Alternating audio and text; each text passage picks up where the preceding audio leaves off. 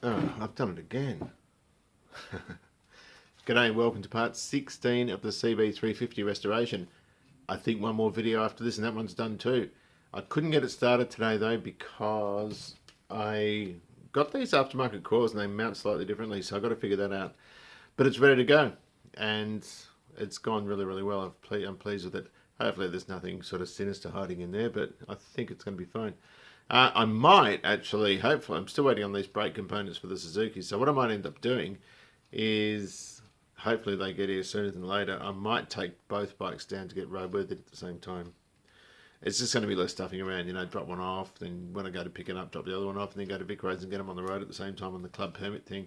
We'll just see what happens. But, yeah, look, it's gone very well. I'm very happy with it, how it looks, both bikes actually. So, on that note, I hope you... Oh, one more thing, yeah. There's quite a lot of footage on the carburetor set up on this thing. In this chapter, there's probably 20 minutes of it or so.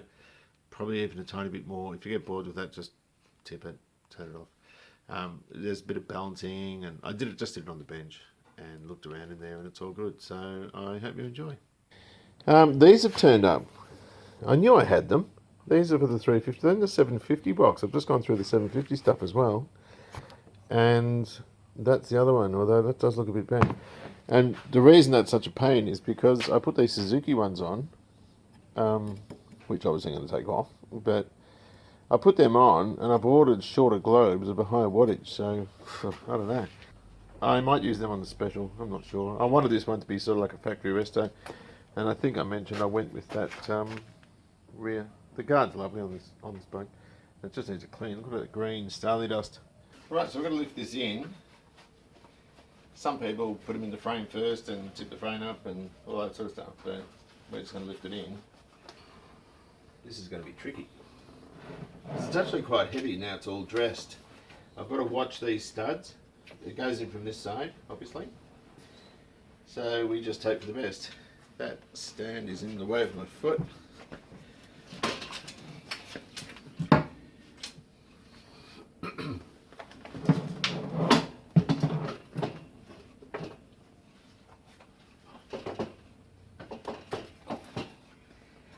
Something like that. Is that right? It's near. I think I'm pretty much in. Our CB350 has an engine. Oh yes, look at that.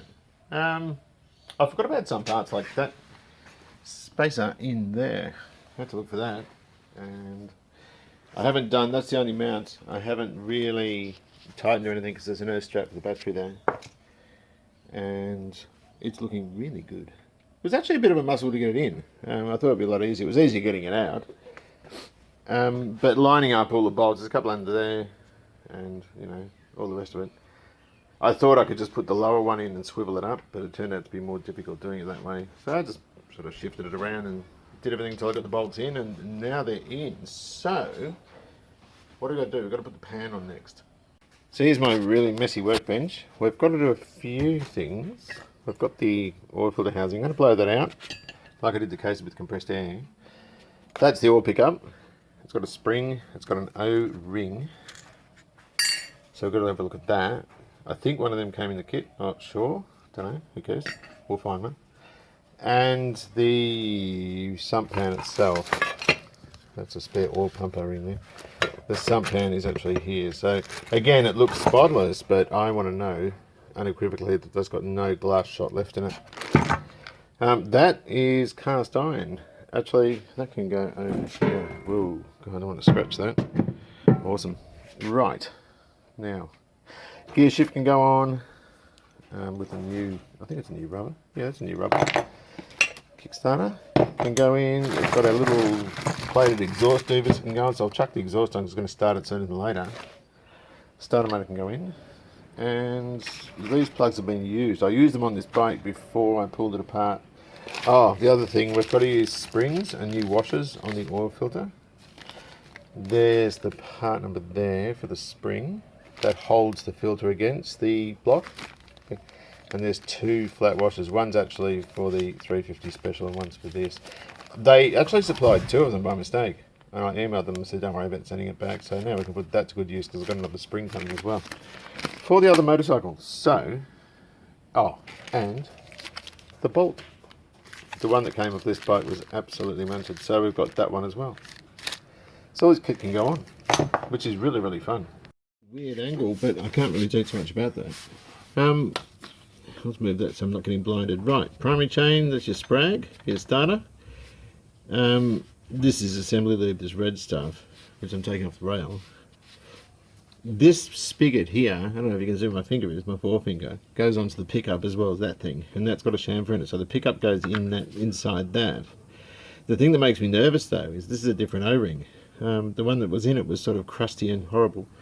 I was going to grab a bit of assembly lube from elsewhere in the engine and just try and get it in. This is a nitrile seal I had, and I'm nervous because it's really battling me, and I think that's rolling out there, so that might not be suitable, which is a real pain in the backside.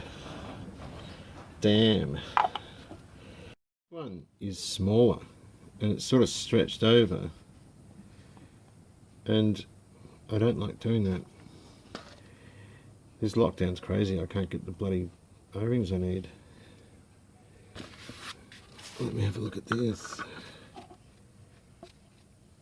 That feels a bit better. Yeah, that feels like it's going in. It did. Let's go. I'll put the spring on this time because there's a spring there, and that goes over that spigot right there, and then that'll seal against the pan. I hope that doesn't fall out in the time it takes me to go and get the pan.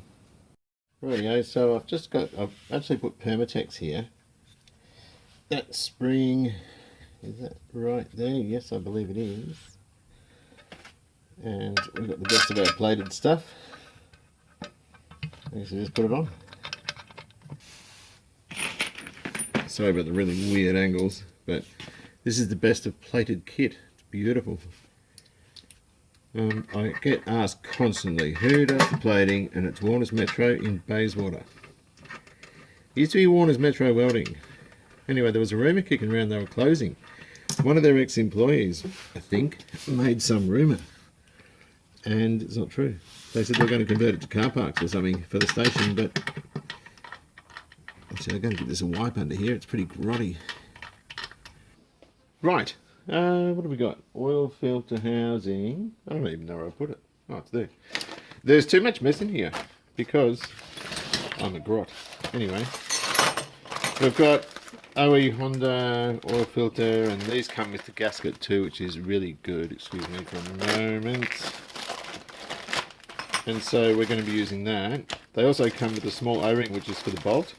I'm sure I saw that in there somewhere. There it is there. Hang on.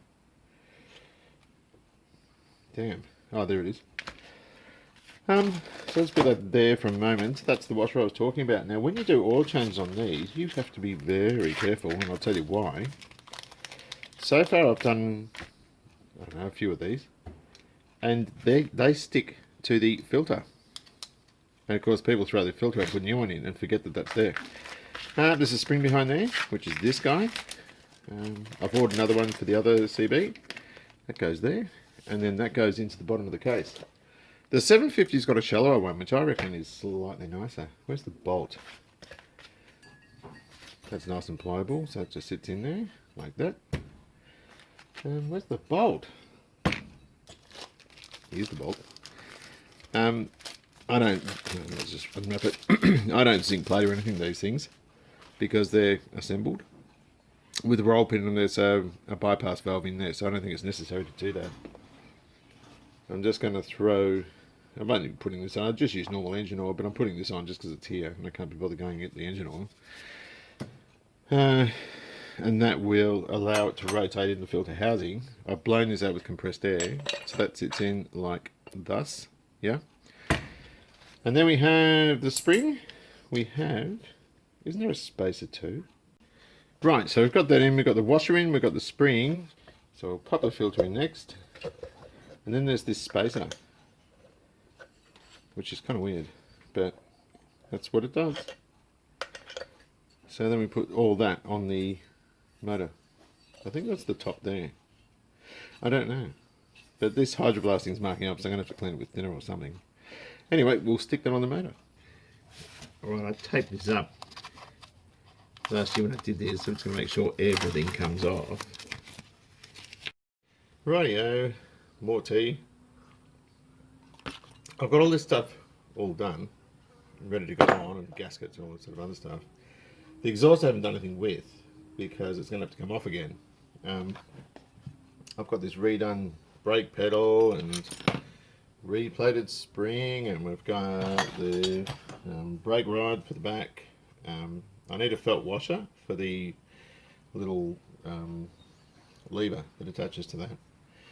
But I can't find the pivot. I've looked through every box and I don't know what I've done with it. I've put the gaskets on. And for the gaskets, I'm just going to use a tiny bit of Celastic just to hold them into the port. And that will effectively glue them in. And I wanted to do it because I wanted to start it, but you know, it remains to be seen if I can at the moment. So just a little bit of Celastic, I don't want too much of it. Everything's nice and squeaky in there, so we don't have to get carried away. This is going to be interesting. You've got to kind of wind it in. I don't want to scratch anything. Get it underneath there. Then hopefully, bastard, come on, get in. Not in yet. There we go. Hang on. There we go. And we'll just pop that in there. Just try and ram it in. There we go. And then, with any luck, we can take these off and feed those little things in and then kind of do them up. And then we can just put them in. And then,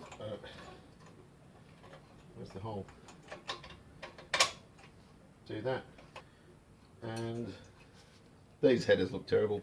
Look, I've been asked before several times why I don't use a wrap on them. And the wraps work in terms of the theory behind them, but more often than not, people use them now to hide bad looking headers like this. And so whenever I see them, I just think, oh, what's it hiding? I was originally going to what was I going to say? Paint them black and just leave the pipe and everything chrome. But there it is. I do like this sidewinder though. I really do. The 404 had a nice sidewinder, but the problem with it was they have a small, I think, a rear set arrangement, so your collector gets in the way of your brake pedal in this, your foot peg. And so I wanted to use one, but I'd seen these. Oh crap, what's that done? That's awfully stiff.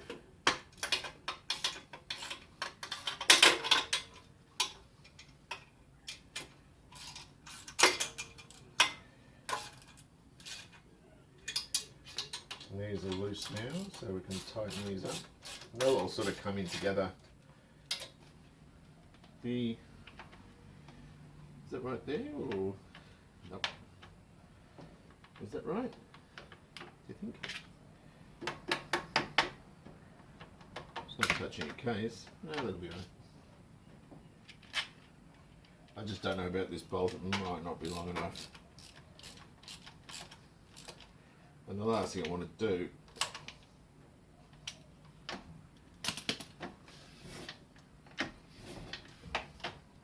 sweet. Alright. Let's give him a drink. And the best oil for these is Victoria Bitter. That was an advertising thing here for VB. I never liked the stuff really. I was always being more of a Scotch guy. But on a really hot day, cold beer, you slam it. It's beautiful. I'm looking around the bike, and there's quite a few things I need to do. The project bike, which I keep talking about, the little 350 special, that's going to take a long time because I need every part, and you know, individually parts for these things are stupid money. I've got to wait till someone's got like a donor. Right, about to start on these suckers. I'll just put an Aldi O-ring on here. You don't get much grace with these. If they protrude even slightly, they don't go in, but we've got to make that go in. I think we'll just have a go putting that in the bike now. It should be alright. There's a hole up there, and a there as well. No, I'm only kidding. These can be really tight to get in.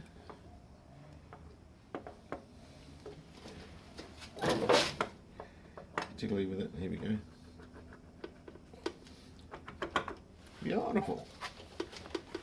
Can I get to that bolt? Yes, I can. That's good. If you push it all the way in, they don't line up. You've got to sort of just push it in, then just about 30 thousandths back. I mean, that's cool. We've got a starter motor now. So I mean, we can crank it to get the oil pressure up. That's the only thing I'd like on this bike that isn't there, and that's a way to prime the oil system. You can't even fill the filter up with oil. You can't fill it up with oil on the bench because you can't get it in the frame with the oil filter there. And of course, when it is in the frame, it's on almost a flat angle. So it's a bit, disappointing like that. But I've got to also wire up some of this stuff, the points. And this boot down here has the yellow and blue for the points and the black and the green for the brake light for the pedal. So that can go. I'm going to twist this around to keep it flat against the engine case though. So I'll do it sort of like that and get some cable ties. There are proper Honda ties for this sort of stuff, but I don't have them. Okie dokie. We got mess. Carburetors. I've never pulled these types of carbies apart. I'm not going to go into it too much detail because I don't know, there's a lot of carby rebuilding and working videos on YouTube, and those guys can probably explain it better than I can. The choke is working well, but a bit gluggy in operation. We can lubricate that. What I like about this over and above the 750 ones is the later 750 ones is that these choke shafts are all independent and come apart by just fitting inside each of those sort of adjusting hubs. One thing I did notice though, I don't know if you can see, I thought this bike had a bent valve because the timing was 90 degrees out, or the valve timing was. This one was making a noise, and that's because it's wide open and these aren't. So the adjustment on these is terrible. Hang on, oh, it goes that way. They're all working. Hang on, where are we going? But that one's right above, so it's going to make more noise. If you look at this one here that's closed, this one's still open. So someone's messed about, which is not unusual for this bike. And these don't even look like JIS because these are, have a look at this. They're rounded on the middle. That means they're Phillips. That's why you can use a JIS driver in these. But a Phillips head screwdriver, which is rounded in the center, to deal with this, we'll just jump straight out of a JIS because there's no radius in the JIS. They're just square in there and out, if you know what I mean. There's no dot on it. Normally there's a dot on them too. Let's take these off and just have a bit of a looky. I'm hoping it's easier. It looks easier. What if I take all of them off? It's so much nicer than the 750 ones to disassemble. The spring is even external as well. It goes down vertically down here. So I can pop that to the side. First thing I'm doing is seeing if I've got the relevant stock. We've got 2 O-rings per side of the fuel transfer tubes. And we have some very close Aldi ones.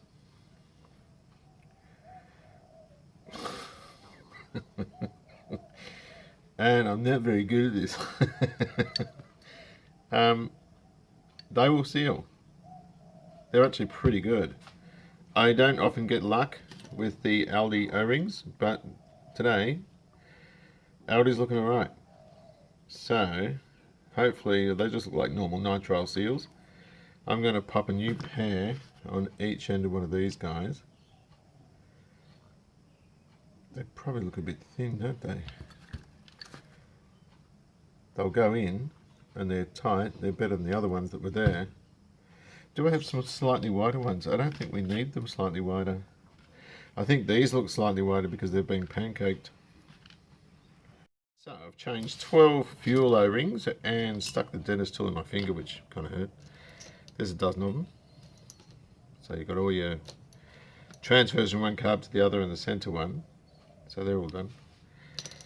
And they have a good amount of sort of interference fit, if you know what I mean, in each of the ports, the fuel ports. I'm pulling these apart and I'm finding all sorts of issues.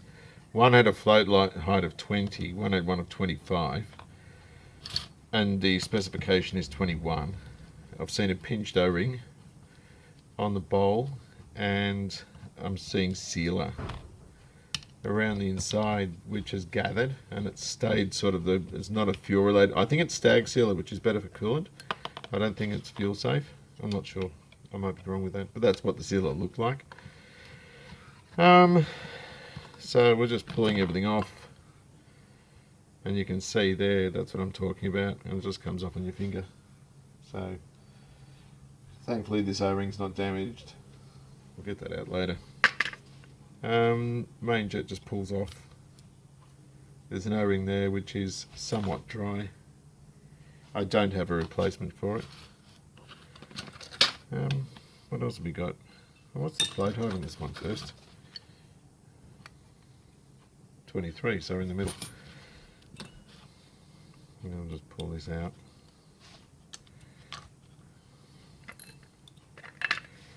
And our little needle. The great thing about these carbs is you can actually take the needle seat out. It's not pressed in. It's just held in with this sir, like that. Whoops. And it will just pull out like that. It's great. The idle jet, I found one loose. That's not tight, but it wasn't too loose. And we're just blowing through everything to make sure it's all good. Right, we'll put him back together. Get the slides in, and leave a little pot of bits.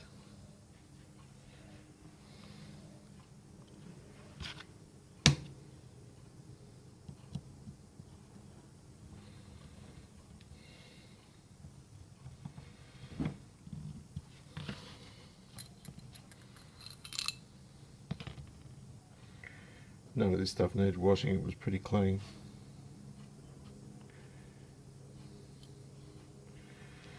And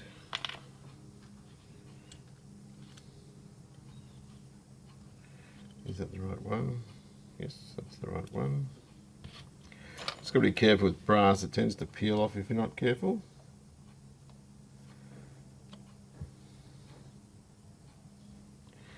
Give it a bit of a nip and get some floaties happening.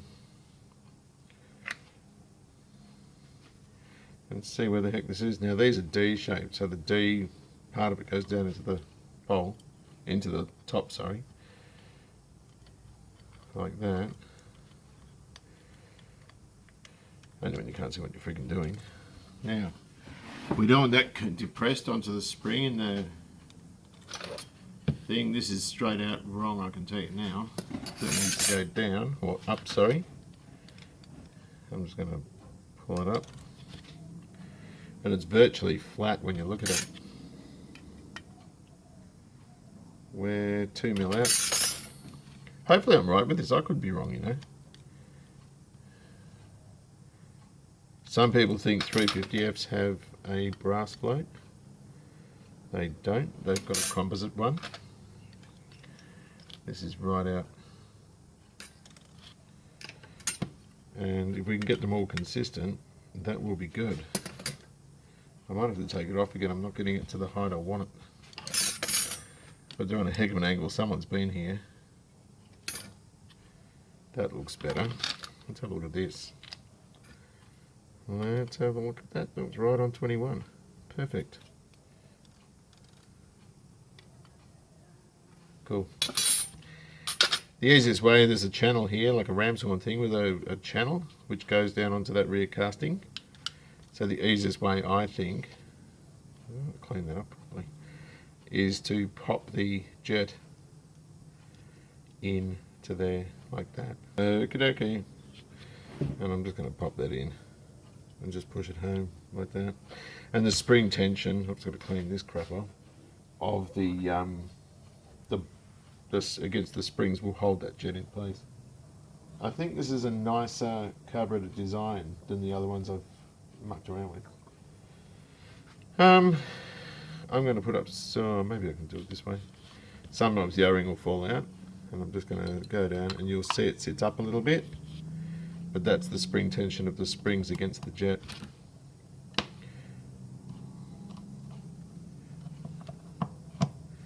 But I need to see in here because I just don't trust the work that's been done.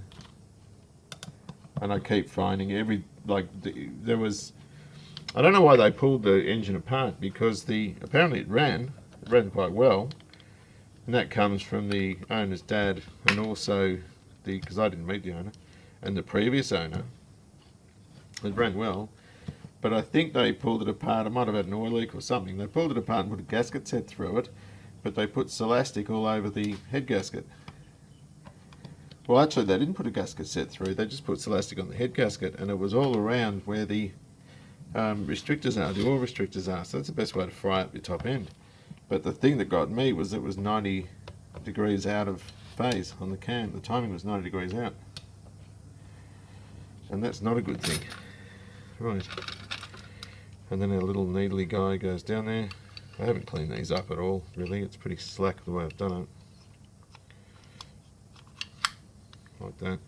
And that one's ready. We can put it together. So I'm just going to pop this together, and then we'll stick them back on the grid and put them on the bike. That should go all the way in. Like that. Sweet. I can do the thing later. And that will plug in there, and that will plug in there. And they're together. I still don't think it's going to be easy to put that on. I might not. I might do the rest of that later. And then we've got to do this side here. Actually, before I go any further, I think, yeah, the choke's lined up, so that's good. So those chokes are both lined up. That is reasonably cool. So then we're going for number 2, which is this one. And we've got to make sure the same thing again. Now these have the fuel line between them.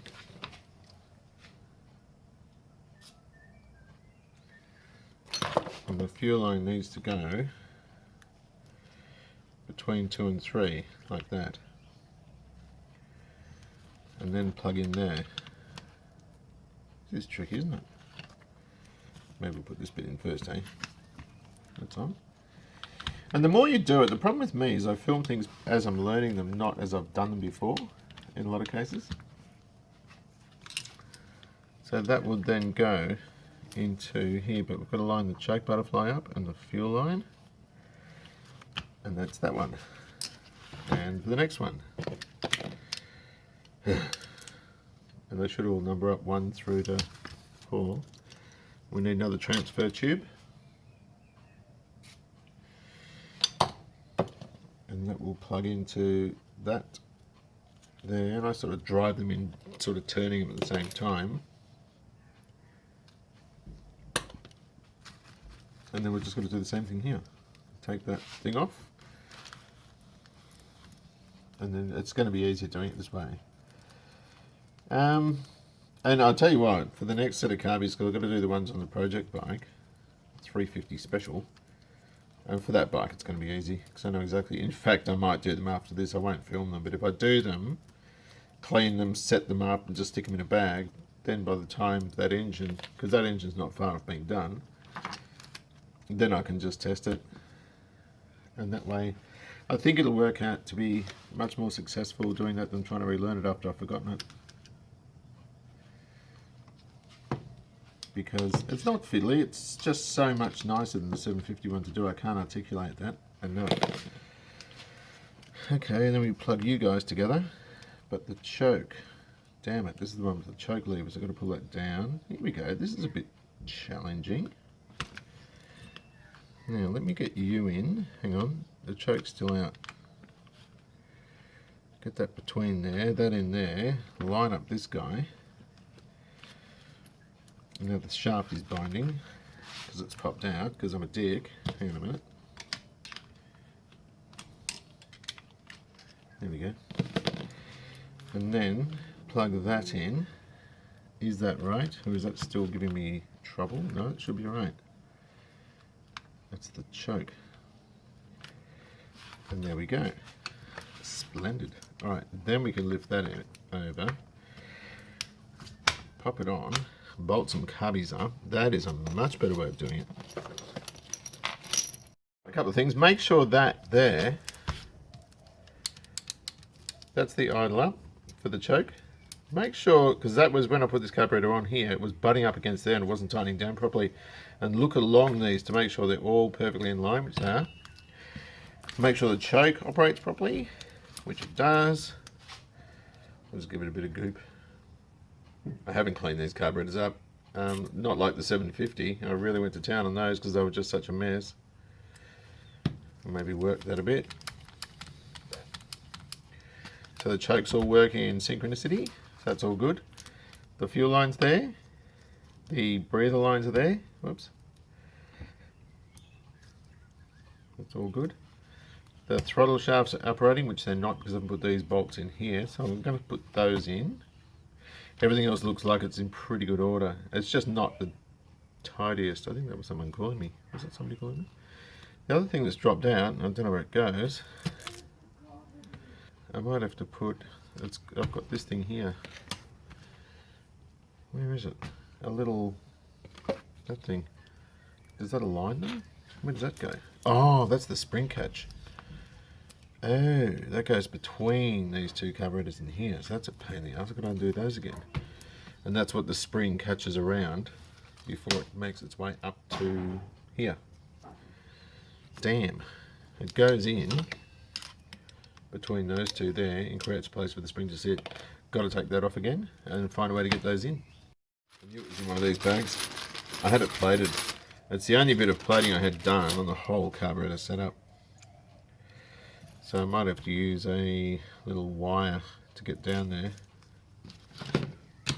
Which way is this going to serve well? As being that way or that way? I think I'll face that back spring. I'll face it back. Well, I didn't spend too long, but it was a pain to get in because I had to take the second carburetor bowl off and let it go in between on those things there. It was just going to be too difficult otherwise. I'm going to balance them. I've backed this idle screw off. Just about there. And I'm just going to put, I've got a piece of wire. And that, oh, that's just going in. Hang on. Where's the screw? I'm using these screws here to adjust it.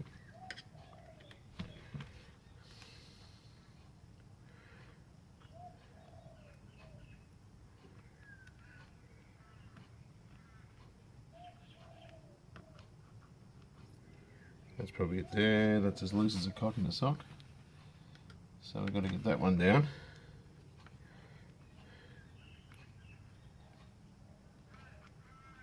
Which is there. And this one.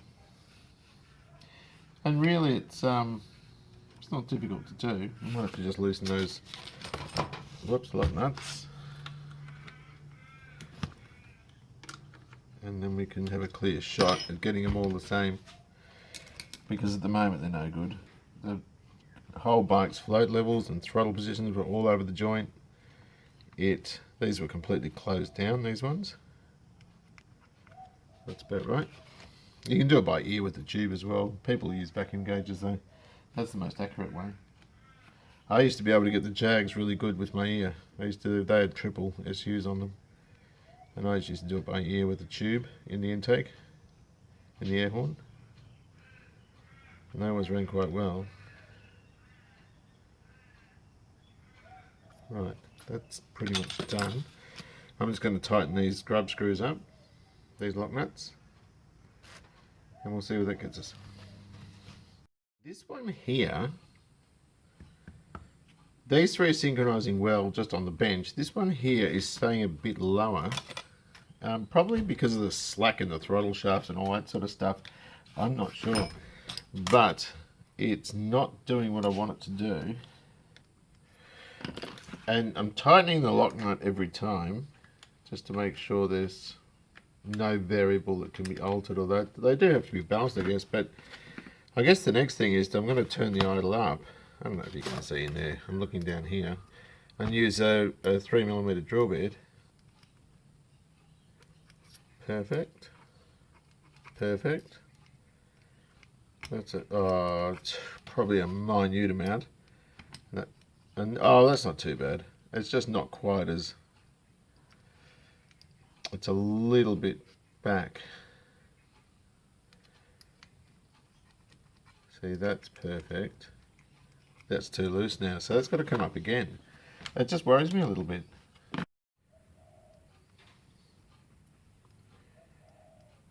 These are spot on.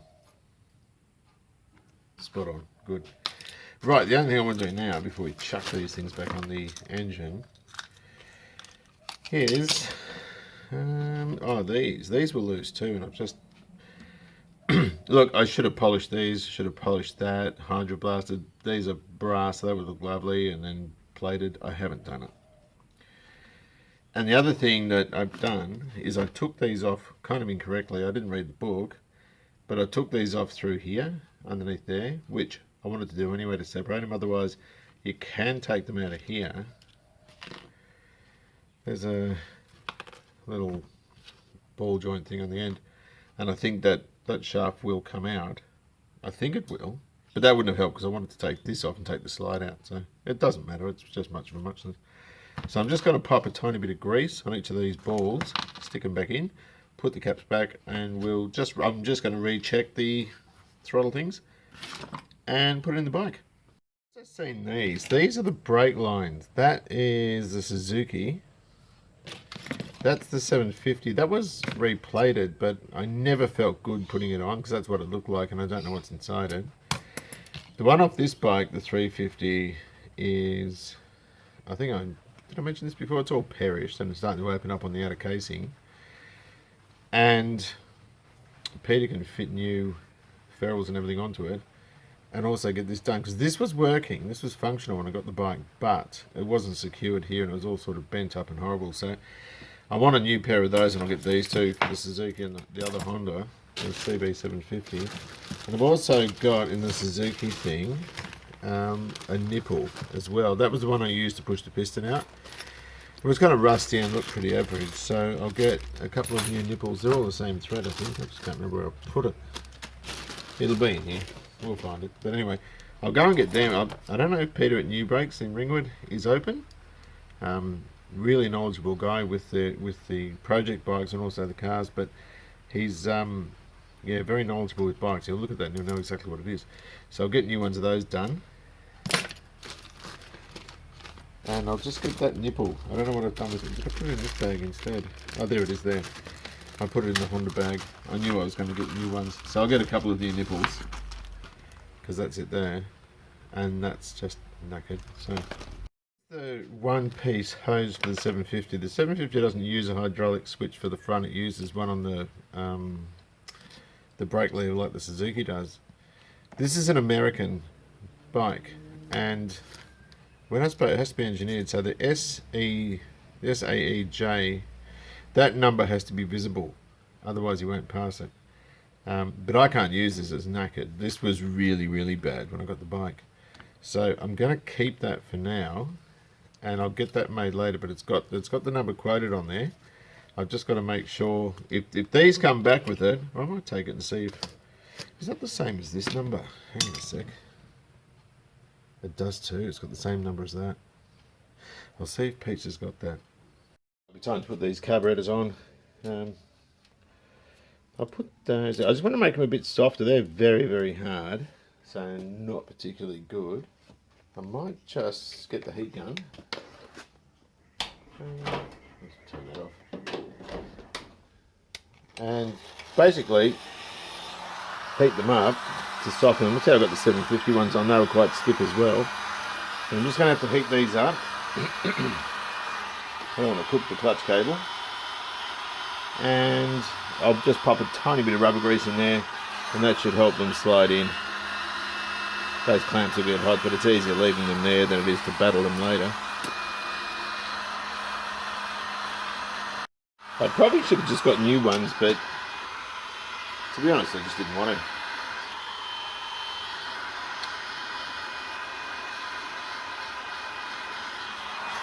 I just put a very light film of rubber grease in. That should be enough, I think, because they're starting to get pliable now. Let's see if that's enough, eh? Get the carbies. I might have to sit on it actually in case the bike wants to move forward, so I'm going to give it a fair shove. Oh, that went straight in. God, what are the odds of that? Hang on, there you go. Friggin' done. That was easier than the 750, that was a nightmare, that thing. Well, there we go. Carbies are in. Still do a little bit of wiring, and so come to think of it, I have to fit the coils. But doesn't that look absolutely lovely? Look at those headers and everything, it looks great. I love the 350 twin, but I'd soon have one of these. And I'm lucky I've got two of them now.